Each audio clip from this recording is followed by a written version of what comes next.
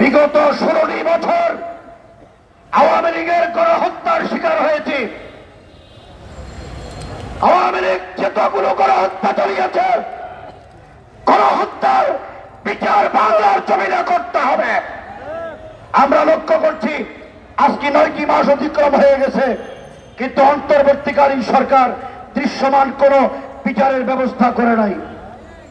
আজকে এই সমাবেশ থেকে স্পষ্ট দাবি জানাতে চাই, শাপলা চত্বরে যারা গণহত্যা চালিয়েছে তাদেরকে ফাঁসিতে ঝুলাইতে হবে। কুলি হাসিনার বিরুদ্ধে যতটুকু গণহত্যা হয়েছে ততবার তার বিরুদ্ধে ফাঁসির রায় দিতে হবে। শেষ কথা হলো, আজকে হেফাজতের মামলাগুলো কেন প্রত্যাহার হয় নাই? অন্তর্বর্তীকালীন সরকারের মাননীয় প্রধান উপদেষ্টা, আপনার মামলাগুলো কি অবস্থা জানি না, কিন্তু এই দেশের নিরপরাধ নিরীহ নিরস্ত্র উলামায়ে কেরামের উপরে স্টিম রোলার চালিয়েছে এই আওয়ামী লীগ।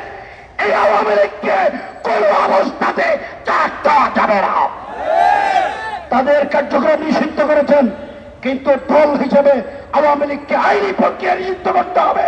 আওয়ামী লীগের সকল নেতা কর্মী যারা এই দেশের মুসলমানদের উপরে গণহত্যা চালিয়েছে, অত্যাচার করেছে, তাদেরকে আইনের আওতায় এনে দৃষ্টান্তমূলক শাস্তি দিতে হবে।